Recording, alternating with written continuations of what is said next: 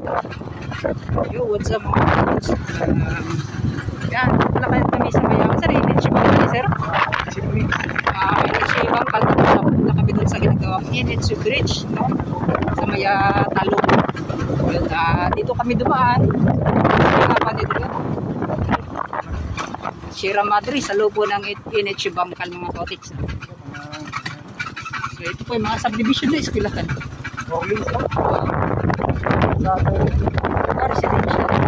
Sa mga residential natin dito sa Bautix.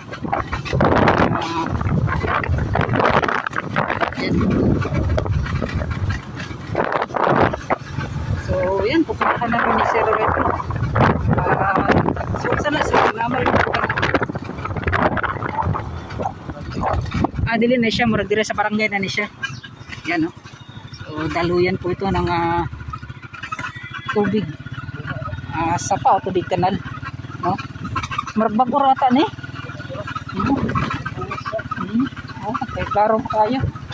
So yun mga kautix, no? At first time natin nakasabay si Sir Will. Kasama siya sa proyekto na to. Sir Will po ay lagi po daw nag-update dito sa ginagawang tulay. Connect din yan sa Coastal Road.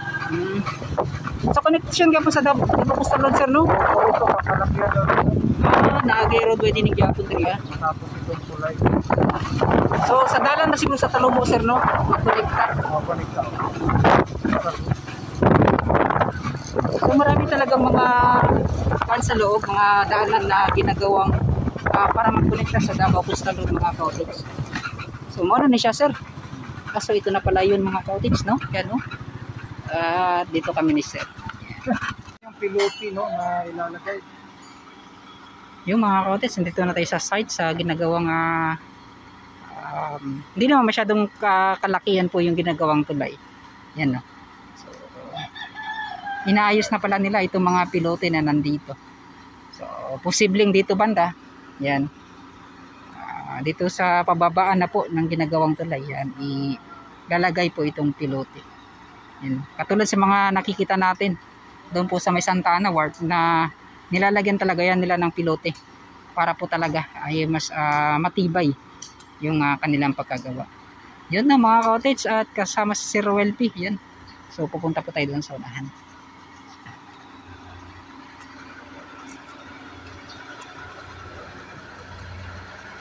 Yun.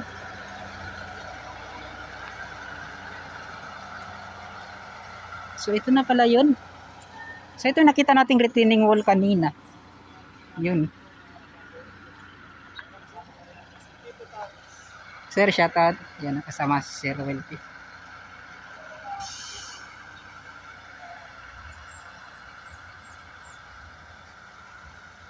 So ito pala yung proyekto na nakikita natin talaga lagi sa mga vlog nila Sir RPB, yan sila Ruelpy. So at least ngayon ay napuntahan talaga natin yung mga malayong lugar mga cottage nang dahil po yan kay Sir Ruelpy na sumasama, nagko-collab po kami. Dahil sa kanya hindi po yan natin nararating. Yan, sa bypass road yan.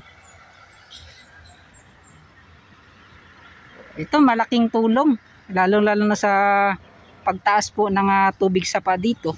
Yan, at lalong-lalo na sa pagbaha po. So ito po ay flood control po dito sa may Energy Bangkal. Yan. So itong ginagawang tulay, so magkokonekta po yan sa Davao Coastal Road sa may Talumo. Yan. So yan po yung mga tawag niyan ay makukuha po yan. Kanila po yung lilinisan para magiging daanan na po. Yan. Go, shout out boss. Trabaho ka dire? Ay, wala day. Ora ko, boss. Yan. So pila ka tig na ginigibuhat diri boss? Wala. Pero ang kani, bago ra ba ni siya gibuhat ang kaning mga kwan dire? Kaning rebatement project, kaning pagbutang nila Boss, karon ako ari dire, boss. Ay, bago ra day ka dire. Sabi na taga dire ka. Maligyan ako tubig.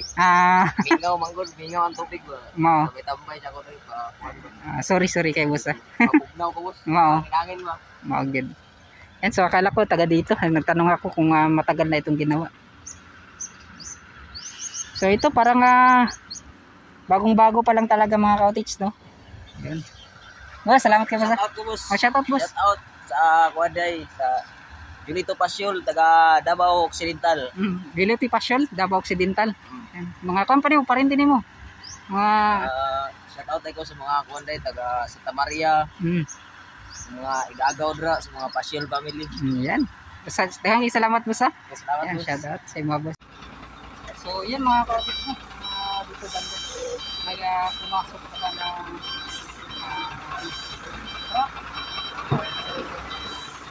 yan, tulay na tinawag.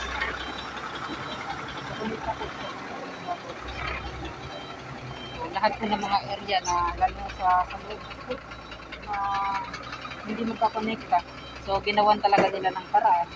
Ginawan po nila ng kalsada para talaga mas mapadali yung mga pandito, yung mga pagpunta nyo. So di ka na po kailangan na dumaan doon sa highway para po ay makapunta lang sa area, lalo na dito sa may Talumusa at lalo na dito sa may election.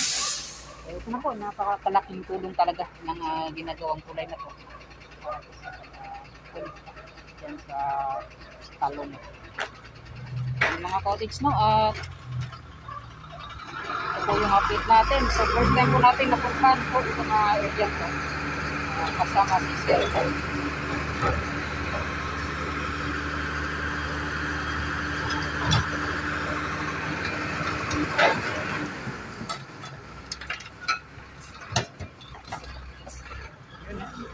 So titingnan lang po natin mga cottage.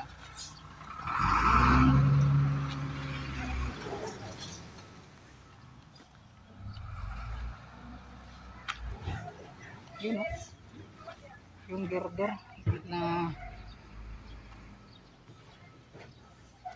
ginawa dito, nilagay nila.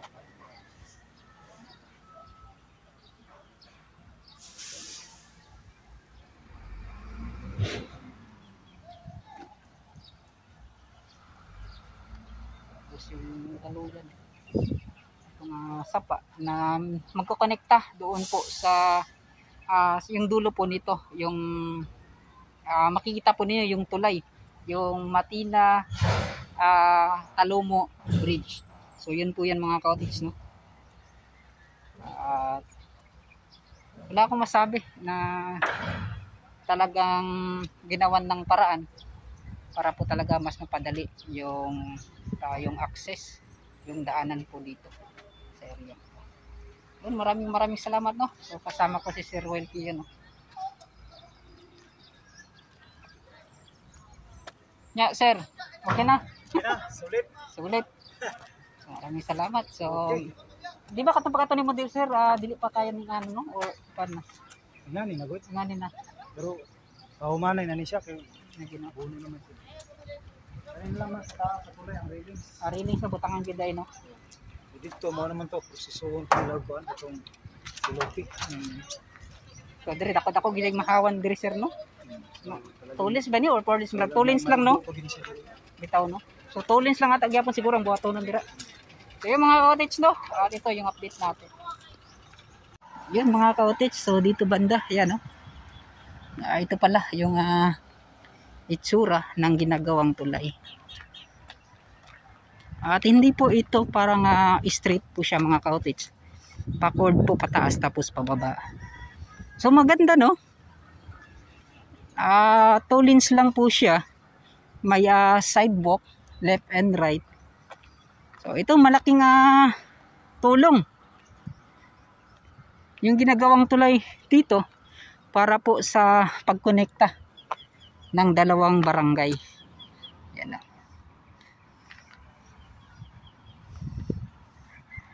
Maganda rin dun pala mga cottage dun sa dulo, no? Yan. So yung kulang na lang talaga dito ay pagagandahin itong ginagawang yan, itong proyekto sa bawat gilid na ginagawa.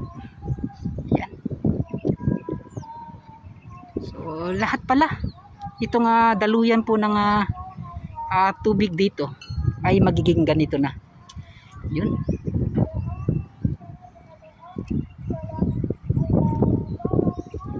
Tulens lang din siya, sir, no?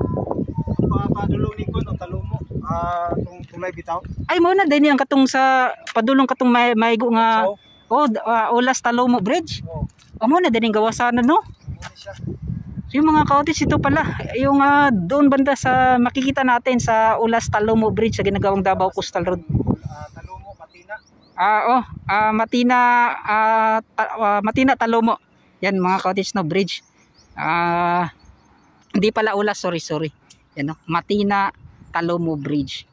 Yun. So yung labasan po niya. So ito po yung kanyang dulo sa kabila. Masa na Talomo na siya dira, sir? Talomo na no. So NH Bangkal Talomo. Konekta ng dalawang barangay.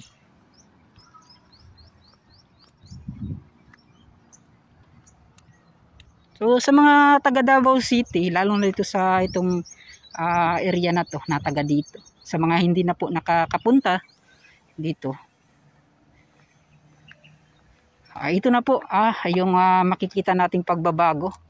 So ito po ay napakalaking tulong ng ginagawang tulay. So hindi ka na po iikot pa doon banda kung taga dito ka. So dito ka na dadaan para po makapunta dito sa may Talomo. No? So ito ay kanilang linisan. Makukuha po ito. Yan.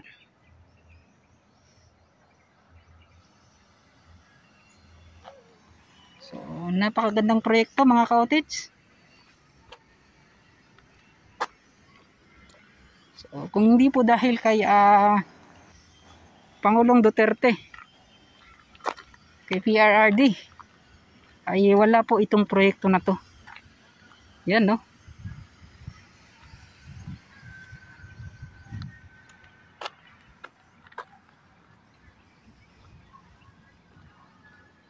Hindi lang po sa Davao City yung nabigyan talaga o nagawan po sa kanyang administrasyon dati ng kay PRRD, sa buong Pilipinas po yan mga ka-outage.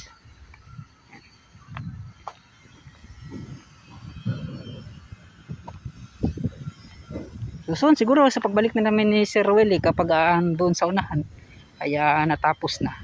So malalaman na natin yan yung konekta ditong lahat ng ginagawang proyekto dito. Yan na.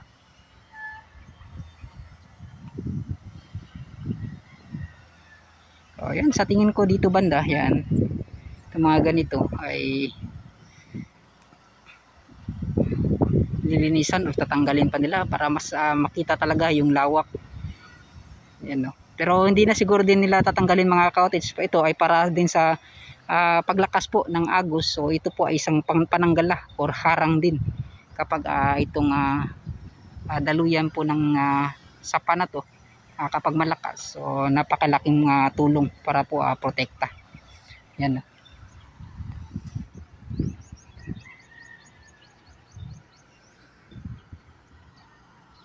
Yun, maraming salamat. No? At talagang di ko akalain na makakapunta po tayo dito sa isang proyekto na to na hindi pa talaga natin na ipapakita sa inyo. Yan, no? So kay Sir Wilpy, nakita nyo talaga yan kung paano po nila naumpisahan itong proyekto na to. Yan, no? So sa atin, ito na po. Sa ating pagpunta dito, ganito na yung itsura niya. So mga ka-outage, hanggang dito na lang siguro, no? Magpapaalam na po ako. Yan. So sana po ay sa mga baguhan po natin dyan na mga viewers, mga hindi pa po nakapag-subscribe, yun, so patulong na rin po at pasuporta na rin po ang aking YouTube channel, no? Tito Tandes TV. Maraming salamat po sa inyong lahat.